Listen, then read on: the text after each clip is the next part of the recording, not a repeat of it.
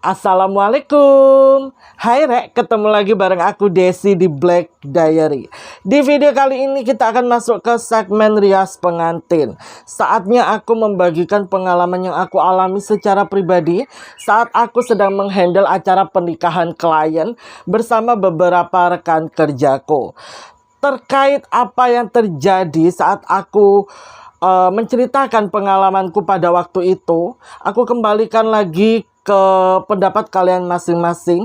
Yang jelas tujuan atau maksud dari aku membuat segmen rias pengantin ini sebatas pure ingin membagikan pengalaman aku sendiri yang aku alami secara personal, yang kadang itu agak di luar nalar, dan bahkan aku menemukan jawabannya itu ketika aku share ke kalian, lalu kalian menuliskan pendapat kalian di kolom komentar. Di situ aku baru tahu, oh ternyata begini ya.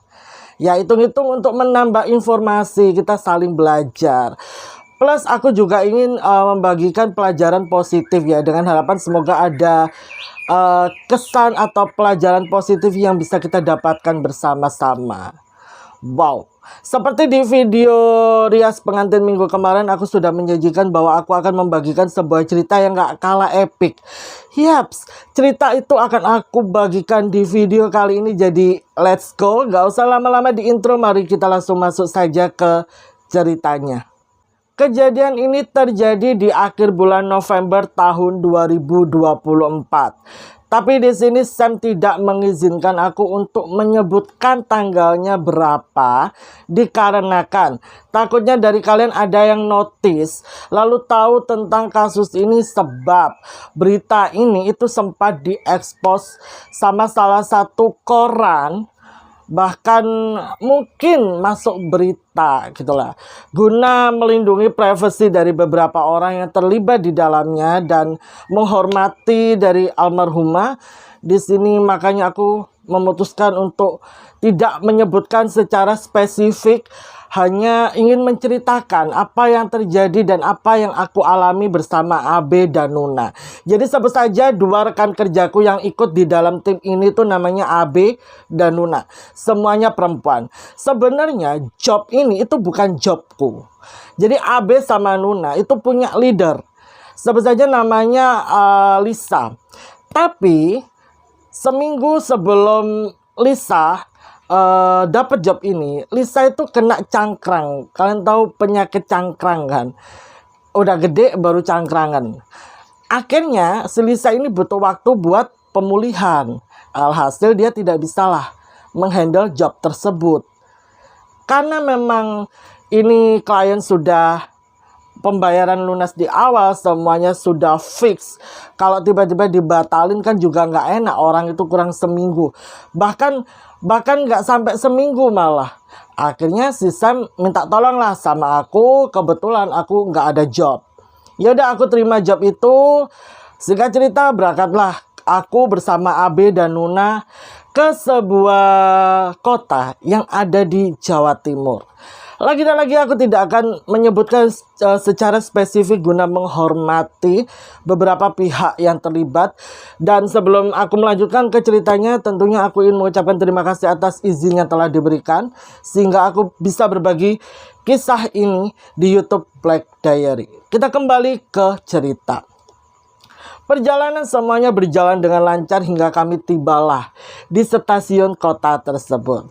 Begitu tiba di sana, kami sudah dijemput sama pihak keluarga dari klien. Lagi dan lagi seperti biasa, karena lokasinya ada di area pedesaan, jauh sekali dari area hotel, motel dan lain sebagainya. Kami diminta untuk menginap di salah satu rumah kerabat klien. Hal itu sesuatu yang wajar terjadi kepada kami ketika kami menghandle acara pernikahan klien yang lokasinya itu notabene di area pedesaan.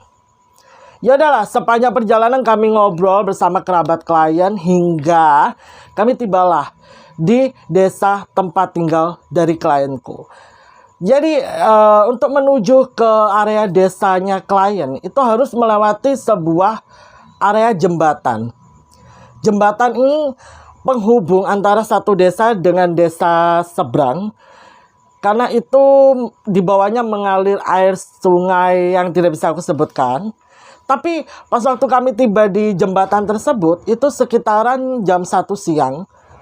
Area itu rame banget, dipenuhi sama banyak orang yang kami sendiri bingung ini ada apa. Hingga akhirnya kami memutuskan untuk turun dari mobil mendekati area tersebut karena memang itu macet total, nggak bisa jalan. Pas kami cari tahu sumber dari masalah kemacetan ini, ternyata di jembatan itu ada warga yang menemukan seorang bayi laki-laki yang sangat tampan sekali.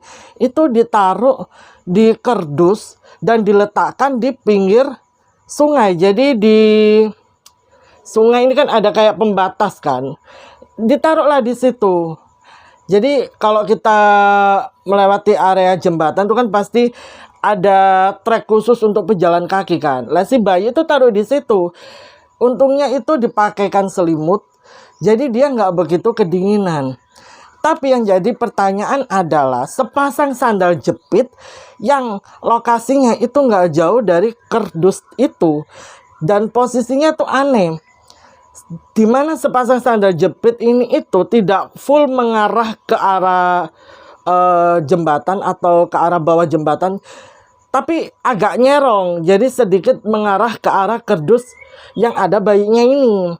Beberapa warga berspekulasi kemungkinan orang tua dari bayi ini tuh memutuskan untuk terjun ke sungai, tapi pas dilihat itu kayak nggak ada tanda-tanda orang hanyut. Lah, karena polisi sudah datang, tim medis sudah datang, akhirnya jalanan tuh udah kembali lancar karena si bayi ini akhirnya dibawalah ke salah satu puskesmas atau tempat, namanya tuh bukan puskesmas kalau di sana, apa ya, lupa aku. Pokoknya kayak ala-ala puskesmas, dan itu satu-satunya fasilitas medis yang ada di desa klienku. Dibawalah ke situ untuk ditangani lebih lanjut karena kasihan juga, sepertinya bayinya tuh kayak dehidrasi. Hingga akhirnya ya udah kami melanjutkan perjalanan, tibalah kami di rumah klien. Dan ternyata jadi selama kami menghandle acara klien ini, kami tuh nantinya akan tidur di rumah budenya klienku yang rumahnya itu pas seberangan sama rumah klien. Nah, fun fact-nya, ternyata bayi yang tadi ditemukan itu akhirnya diurus sama budenya klienku. Kenapa? Karena budenya klienku itu bidan di klinik tersebut. Itu entah klinik atau puskesmas, aku kurang paham. Pokoknya itu bukan salah satu, satu-satunya bahkan fasilitas medis yang ada di desa itu. Kenapa? Karena entahlah apa waktu itu alasan polisi, aku kurang paham. Pokoknya bayi ini sementara dirawat sama budenya klienku. Jadi setelah ditangani di fasilitas medis itu, bayi ini dibawa pulang. Lah disitulah aku, Abe, Nuna itu bisa melihat dengan dekat, dengan jelas, secara dekat, ini bayi benar-benar ganteng banget, hidungnya mancung, bibirnya merah, kulitnya putih. Dan kata budenya klienku, di bawah bayi ini tuh ada surat. Ada surat yang menuliskan bahwa ini bayi tolong diberi nama Putra titik, aku tidak bisa melanjutkan ya. Dan bayi ini lahir di tanggal segini, jam segini. Jadi kalau dari keterangan yang tertulis di surat itu, sampai bayi ini ditemukan tuh usianya sudah 5 hari. Lagi dan lagi tidak ada tulisan yang spesifik menjurus ke orang tua si bayi. Cuma ya itu tadi loh, cuma si orang tua itu pengen anaknya dikasih nama ini, terus dikasih informasi anak ini lahir tanggal segini, jam segini, udah gitu doang. Polisi sudah mencoba mengecek dari surat tersebut, dan tidak ada sidik jari yang bisa ditemukan sama pihak kepolisian dari seberkas surat itu. Jangankan di surat itu ya, di kardusnya aja, bahkan di baju yang dipakai sama si dedek bayi ini, itu tidak ditemukan satupun sidik jari. Selain sidik jari ini bayi.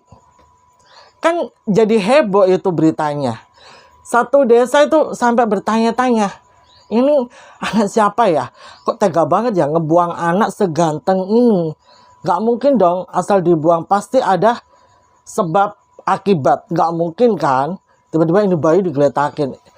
Banyak sekali persepsi-persepsi liar yang muncul di kalangan masyarakat sampai di malam harinya. Ini kan ya udahlah, kami melakukan aktivitas kami seperti biasa. Besok itu hari H. Kelar nih ya malam hari ini, gak usah banyak cincong karena ini ini poin paling epic menurut aku. Kenapa? Jadi pada waktu itu aku itu termasuk orang yang gak bisa tidur gak pakai kipas. Jadi harus pakai kipas. Sedangkan di rumah budenya klienku ini itu gak ada kipas. Lah, biar aku bisa tidur nyenyak, aku putuskan untuk tidur di depan TV di ruang tamu. Itu anginnya bener-bener sepoi gitu. Kalau di kamar tuh kayak anginnya kurang masuk gitu loh, entahlah. Terus Abe sama Nuna yang awalnya tidur di kamar ikutan nimbrung tidur di depan TV. Budenya klien tuh sempat tanya gini, ini kalian tidur di depan TV nggak apa-apa? Oh nggak apa-apa Bude, tenang aja. Udah nggak apa-apa, gini aja udah enak kok. Yang penting kena angin.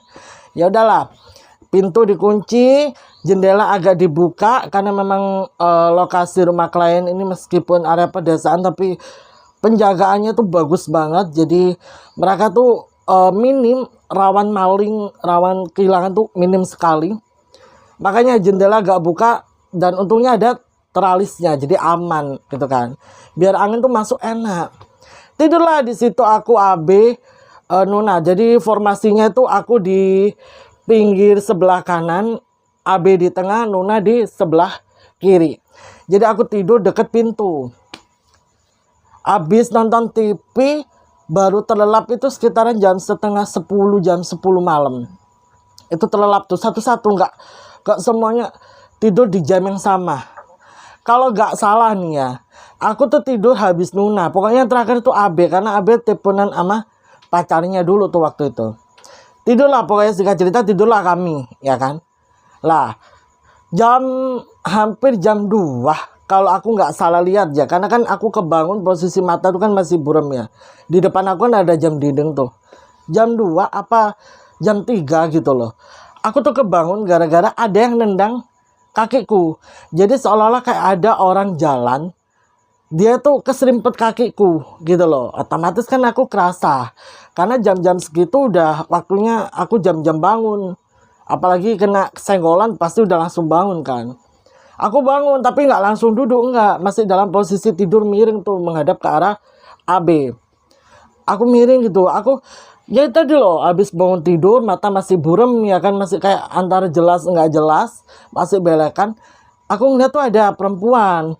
Perempuan itu jalan dari arah pintu, masuk tuh ke lorong kamar, ke lorong kamar-kamar yang ada di rumah budi klien.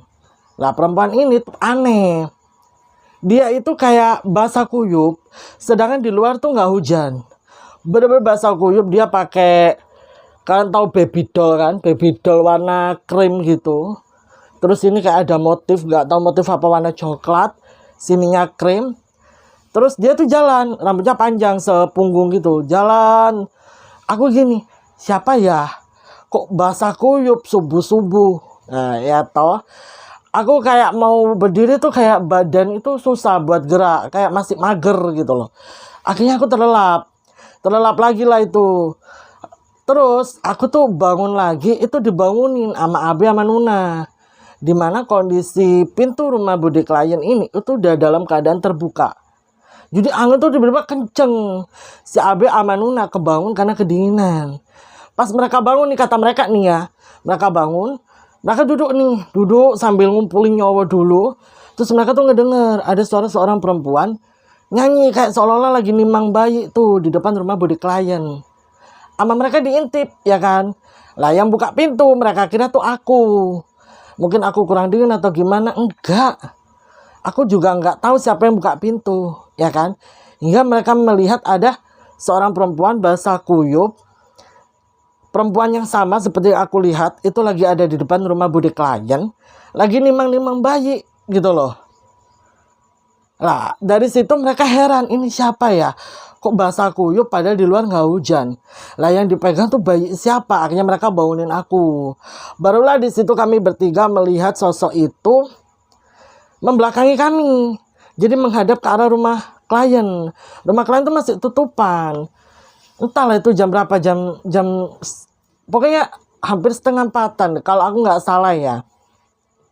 Karena kami merasa aneh dengan orang ini, kami putuskan untuk masuklah, ngetok lah itu pintu kamar bude klien. Ternyata kamar bude klien tuh udah kebuka. Di situ si bude klien ini itu kan harusnya tidur bareng dedek bayi, ya kan? Tapi dedek bayinya nggak ada. Jadi cuma ada bude klien sama pak adiknya klien. Kami nggak sopan dong kalau itu, akhirnya ya udah kami ketok, tok gitu. Akhirnya mereka bangun. Di situ aku tanya, bude, maaf bude, itu adik bayinya kemana ya? Kok pintu kamarnya bude kebuka? Di situ bude langsung kaget ya kan? Loh iya ya, ya bayinya mana, ngomong nih sama suaminya ya kan? Sampai akhirnya beliau cari tuh ke belakang, bangunin anak-anaknya, nggak ada. Terus aku bilang gini, bude tenang dulu bude, di depan itu ada cewek, nggak tahu siapa, tapi lagi nimang-nimang bayi. Coba deh bude lihat, jangan-jangan itu bayinya. Hah, masa siapa? Gak tahu bude. Basah kuyup padahal gak hujan. Gak hujan sama sekali. Kalau hujan pasti kami dengar dong orang kami tidur di ruang tamu, ya kan? Apalagi atas itu, kalau kalian tahu asbes kan, kalau kena hujan itu kan pasti tok gitu. Itu gak ada bunyi apa-apa. Hingga akhirnya kami semua keluar. Keluarlah kami, berdirilah kami di depan pintu. Bude di situ agak maju nih. Bude kayak ya berusaha ngomong pelan lah, ya kan? Karena kan masih subuh itu, dingin banget. Bude bilang gini, Mbak siapa ya? Mbak kok bawa anak saya? Dimana perempuan ini langsung diem. Awalnya tuh nyanyi nih, Mang Bayu udah diem, cep, terus balik badan ke arah Bude. Lah disitulah kami bisa melihat dengan jelas wajah si Mbak ini. Wajahnya cantik kayak kayak percampuran Arab gitu, ada Arab-Arabnya. Terus si Mbak ini bilang begini, ini anak saya bu, bukan anak ibu. Digituin. Lah dari situlah kami mengira bahwa mungkin ini orang tua dari si bayi. Akhirnya Bude merasa kasihan kan. Bude bilang begini, Mbak sini dulu ya, duduk dulu, kita ngobrol dulu ya. Mbak ganti baju dulu, ini Mbak bajunya basah loh. Bentar ya, saya ambilin anduk. Diambilin lah itu anduk ya sama anaknya Bude, dibikinin tangan juga. Si perempuan ini udah kayak manusia pada umumnya. Gak ada yang aneh sama si Mbak ini. Duduklah di situ sambil nimang-nimang gini gitu. Ditanya baik-baik sama Bude, namanya siapa? Si perempuan ini jawab sebut saja namanya Nisha gitu ya. Si Nisha ini, Mbak ini bilang gini, nama saya Nisha bu, saya ibu dari bayi ini. Oh benar, Mbak ibu dari bayi ini? Iya benar bu gitu.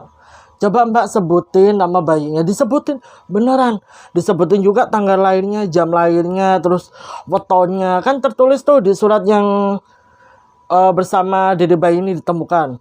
Dari situlah Bude yakin bahwa ini ibunya.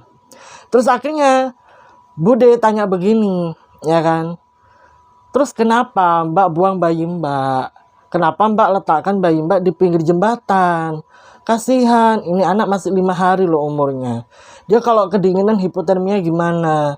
Pas kami temukan aja dia udah lapar, nangis terus, haus, pingin minum. Dimana si Mbak ini nangis dia? Nangis dulu tuh, aduh, apa ya, hawanya tuh, suasananya tuh tiba-tiba aneh gitu. Kayak kalian kalau berada di sebuah situasi dan kondisi lalu kalian merasa hawanya kok aneh ya, kayak ada sesuatu ya. Begitu pula yang terjadi pada malam bukan malam, subuh itu. Antara sedih, antara serem, antara bingung gitu loh. Paham kan kalian? Dimana si Mbak itu menyerahkanlah bayi ini ke Bude. Ya udah sama Bude diterima, ya kan? Terus ini saksinya bukan hanya kami aja loh ya. keluarga dari klienku, ibu bapaknya juga ngelihat karena pada waktu itu mereka buka pintu, ya kan. Soalnya itu hari H.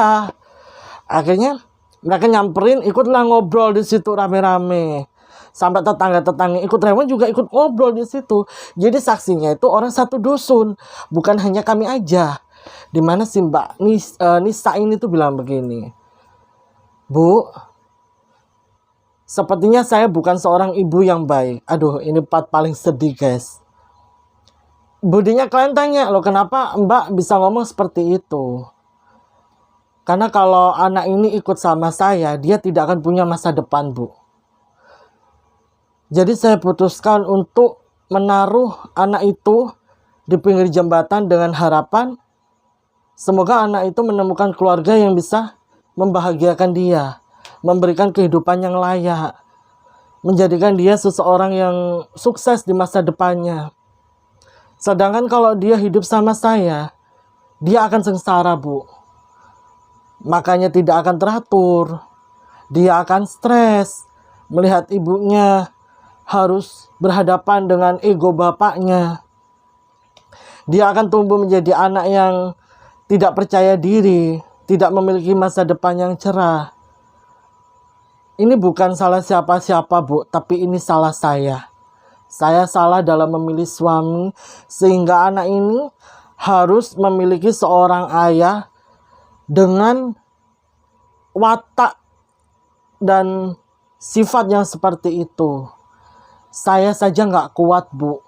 Bagaimana nantinya dengan anak ini? Saya berat melepaskan anak saya, tapi tidak ada seorang ibu di dunia ini satupun yang tidak mengharapkan kebahagiaan untuk anaknya. Saya memilih untuk menepis ego saya karena saya berharap anak saya jatuh di tangan orang yang tepat. Dan saya percaya bahwa ibu adalah ibu sambung yang tepat untuk anak saya. Ini benar-benar sedih banget. Awal-awal kami ngerasa serem yang lihat si Mbak ini yang basah kuyup kayak gitu. Pas Mbak ini ngomong kayak gitu tiba-tiba spontan tuh kayak kami semua langsung netesin air mata. Kami bisa merasakan apa yang dirasakan sama Mbak ini. Mulai dari perasaan kecewa, perasaan sedih, perasaan bingung.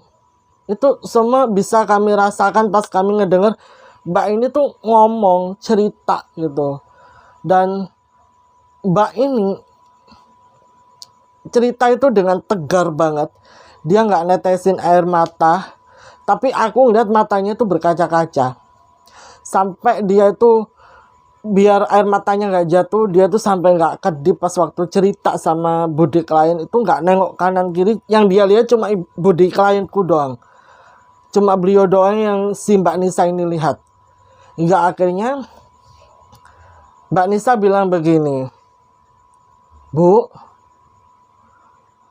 kalau memang saya harus mempertanggungjawabkan perbuatan saya karena saya telah memperlakukan anak saya seperti itu, Bu, tolong besok hubungi Bapak polisi untuk menjumpai saya di jembatan tempat di mana saya menaruh anak saya. Besok saya tunggu di situ ya, Bu.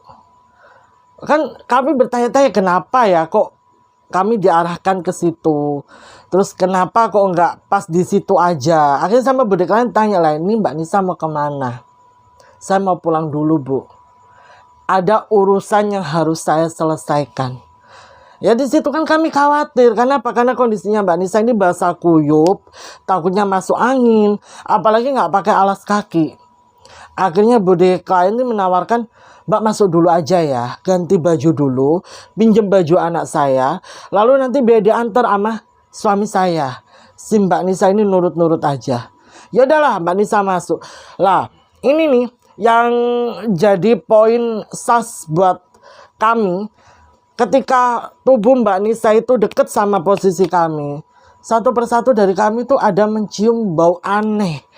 Aneh itu gini, kayak bau air laut. Terus baunya tuh kayak apa ya? Kayak anyir kan, tau bau anyir kan? itu kecium dari tubuhnya Mbak Nisa. Tapi kami nggak berspekulasi kalau ini bukan manusia.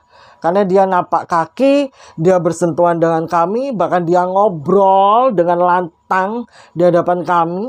Meskipun pakai bahasa Jawa, makanya langsung tak translatekan ke bahasa Inggris. Bahasa Indonesia. Karena nggak semua dari kalian paham sama bahasa Jawa kan. Yaudah, Mbak Nisa masuklah ke kamar anak pertama dari Bude. Ganti baju di situ, dikasih kayak flat shoes gitu, karena memang nggak ada sandal jepit, adanya flat shoes. Ya udahlah. Habis itu Mbak Nisa pulang, diantar sama Pak D-nya klien, suaminya Bude, naik motor tuh, ya kan. Jalan tuh Pak D, ya kan. Lah kok nggak berselang lama, Pak D aku balik lagi sambil sedikit ngebut, tanya, loh Nisa balik merine ta? Loh balik merine piye toh Pak, mau ngambil sampean? Bude bilang gitu. Maksudnya, sama bapak lo tadi pergi. Loh, Nisa itu loh, dari jembatan itu loh, hilang. Lah bingung tau kami ya kan. Loh nang dia Riki. Oh, enggak Pak, ndak mulai ini. Ndak ono. Lah iku mah tak goleki lho, Bu. Kalaupun dia jalan, kok bisa hilang secepat itu? Wah, itu dari situ pikiran kami udah kemana-mana, ya kan. Akhirnya Bude minta tolong sama Pak D untuk menghubungi polsek setempat, karena kan kebetulan ada saudaranya Pak D itu yang kerja di polsek itu, ya kan. Saya tadi kan Mbak Nisa sempat bilang toh kalau ingin ini suruh ke jembatan itu. Ya udahlah, buatlah situ laporan ya via telepon. Dan sama kerabatnya Pak D ini bilang begini, wes sesuk-isuk aja Pak D, aku tak ndek omahe sampean, aku tak ke rumah sampean. Sampai tunggu aja di rumah besok pagi. Loh iki ponanku rabi. Yo jam 10 ta jam 11 ngono Pak D. Oh ya wis sip ngono. Ya udahlah, acara tetap berlangsung tuh, nggak ada yang aneh, semuanya berjalan dengan lancar sampai sekitaran jam setengah 10 pagi. Polisi dari polsek tempat tuh datang ke rumahnya Bude, termasuk kerabatnya Pak D tuh yang hubungi Pak D tadi subuh. Datang tuh mereka di situ, kami ngumpul lagi ya kan. Pak D, Bude cerita, semua orang cerita. Kenapa? Karena saksinya satu dusun, men. Bukan hanya keluarga klien, bukan hanya kami. Semuanya cerita. Ya udah tuh, cerita dari kami, kesaksian dari kami dicatat sama mereka. Sampai akhirnya mereka menghubungi tim SAR. Karena mereka merasa janggal gitu loh.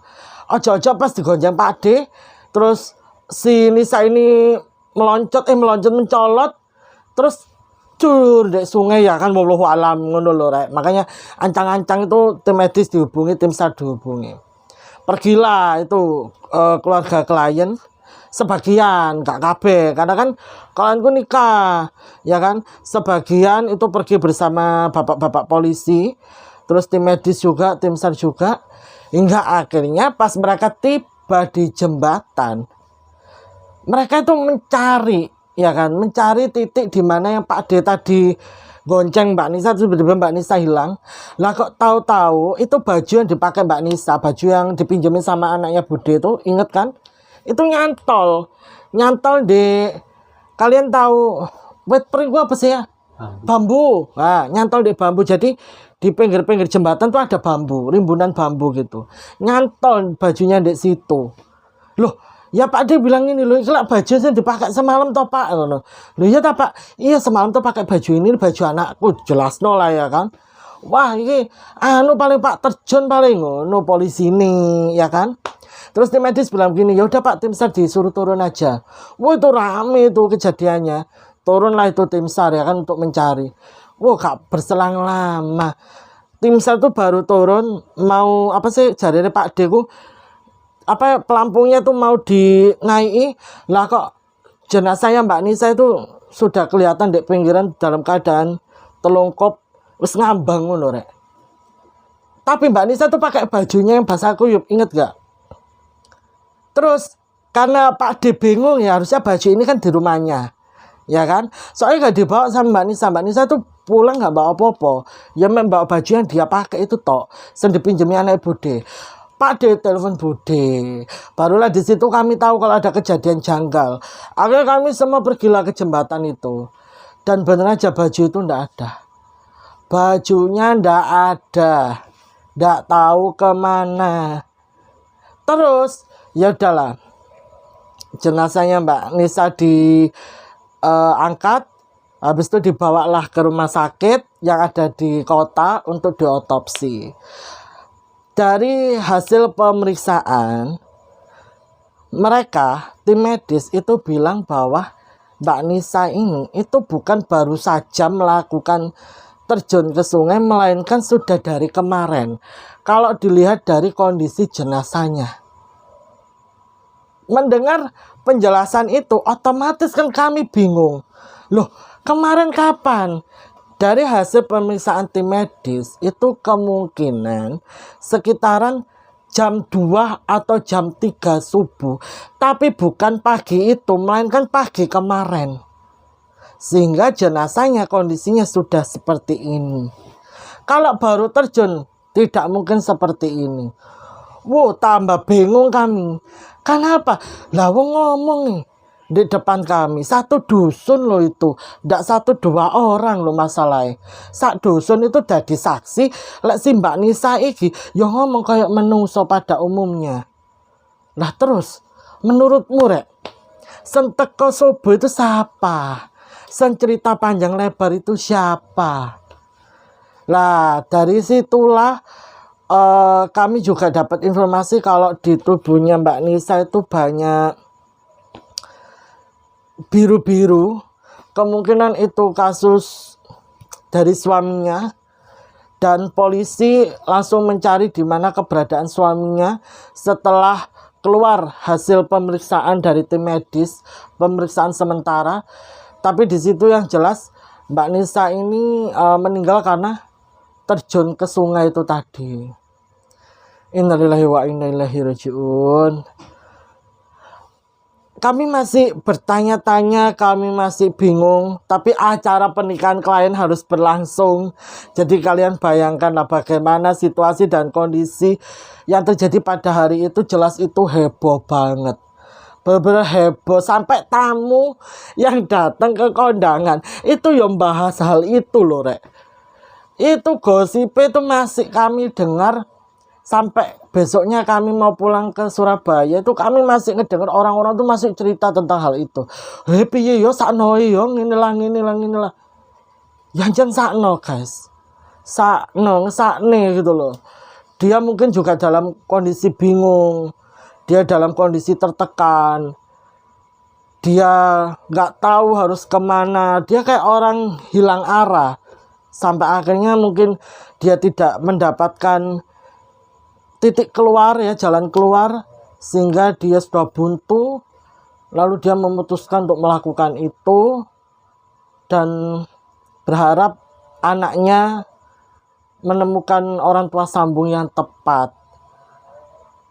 Sedih banget. Mungkin sebelum kita lanjut ke ceritanya, aku mau mengajak kalian semua untuk berdoa sesuai keyakinan kalian masing-masing yang ditujukan untuk almarhumah ibu dari si didik bayi ini yang tidak bisa aku sebutkan namanya. Berdoa, aku persilakan. Amin. Akhirnya seminggu, pokoknya aku bar dikei kejutan mbak arek ulang tahun itu. Aku dapat kabar. Jadi budenya mbak klienku apa rek keceplosan rek itu mengurus prosedur untuk adopsi, dan alhamdulillah disetujui meskipun prosesnya itu ternyata tidak mudah. Alhamdulillah bude klienku ini bisa mengadopsi si didik bayi laki-laki yang diberi nama sebut saja Putra ya. Gue banteng arek-arek, bener-bener gue banteng. Kemarin itu pas aku chattingan di Instagram sama klienku, aku dikirimi foto nih. Gue ganteng, tambah gede tambah ganteng aja, gue ganteng ibu ya wayu kok. Aduh, kita doakan saja semoga almarhumah diampuni dosanya ya, diringankan azab kuburnya, diterima semua amal ibadahnya, dan semoga si didik tumbuh menjadi seorang anak yang soleh, anak yang memiliki masa depan yang cerah, anak yang rendah hati, dan menjadi pribadi yang baik. Amin amin ya rabbal alamin. Aku bingung menilai atau menanggapi cerita ini lebih lanjut. Karena antara percaya gak percaya, di luar nalar, di luar logika, tapi ya kedaden. Dan yang menjadi saksi bukan hanya satu atau dua orang aja. Satu dusun jadi saksi kalau si mbak itu datang kayak manusia pada umumnya, ndak kayak setan, ndak kayak demi, ndak kayak apa-apa. Cuman ya aneh malah bahasa kuyup. Ya mungkin bahasa kuyupnya itu ya karena dia terjun ke sungai, dia ingin menyampaikan apa yang ingin dia sampaikan untuk terakhir kalinya kepada sang buah hati. Lah yang jadi pertanyaan itu, dia kan pamit pulang kan, katanya ingin menyelesaikan apa yang ingin dia selesaikan. Nah itu yang jadi pertanyaan. Opo? Semoga Mbak Nisa di sana tenang dan semoga semuanya selalu dalam lindungan Allah. Manusia itu bisa berbuat lebih kejam dari setan, iblis, demit. Makanya kenapa aku lebih takut manusia daripada setan, itu karena setan tuh paling ya seliwer. Kalau manusia kita tidak bisa tahu apa yang sedang dia pikirkan, kita tidak bisa mendengar isi hatinya. Jadi kita tidak bisa menebak apa yang akan dia lakukan kepada kita. Gitu loh. Makanya aku selalu ingatkan dan selalu tekankan untuk berhati-hati saat berada di luar sana. Jaga diri, jaga sikap, jaga tutur kata ya. Lek jarene wong Jawa ngono, di mana bumi dipijak di situ langit dijunjung. Jadi kita itu harus bisa membawa diri sebaik-baik mungkin biar terhindar dari orang-orang seperti ini. Kadang kita hidup wis damai-damai itu ya, kadang sih ketemu sama orang-orang yang out of the box ya toh, ya kan? Semoga kita semua selalu dalam lindungan Allah lah. Semoga kita dihindarkan dari orang-orang seperti ini. Semoga kita, khususnya kalian yang belum menikah, semoga mendapatkan pasangan yang bisa aware sama kalian, bisa sayang sama kalian, memikirkan kalian, tidak meninggikan egonya. Dan semoga kalian juga menemukan pasangannya bisa merangkul dalam keadaan apapun. Amin. Cerita ini cukup singkat tapi deep banget. Jadi aku kembalikan lagi saja kepada kalian. Menurut kalian gimana? Kalian tulis saja di kolom komentar. Sekali lagi aku mengucapkan terima kasih banyak kepada seluruh pihak atas izin yang telah diberikan. Aku benar-benar berharap ada pelajaran positif yang bisa kita dapatkan.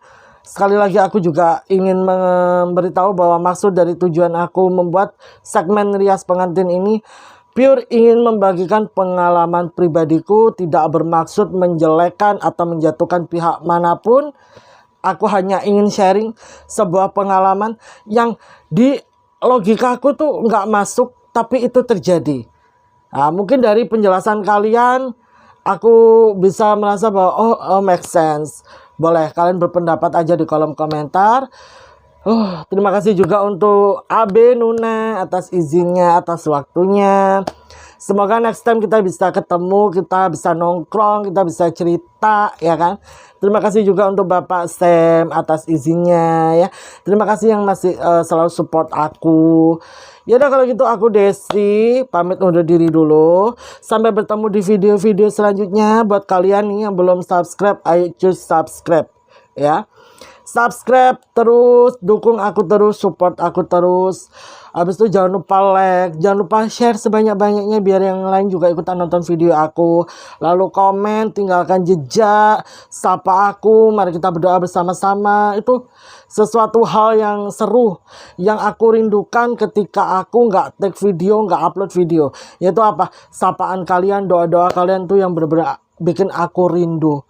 Meskipun cara pembawaan aku masih kurang, ya aku mohon maaf ya apabila masih ada salah-salah kata, salah-salah pengucapan, ya aku benar-benar mohon maaf.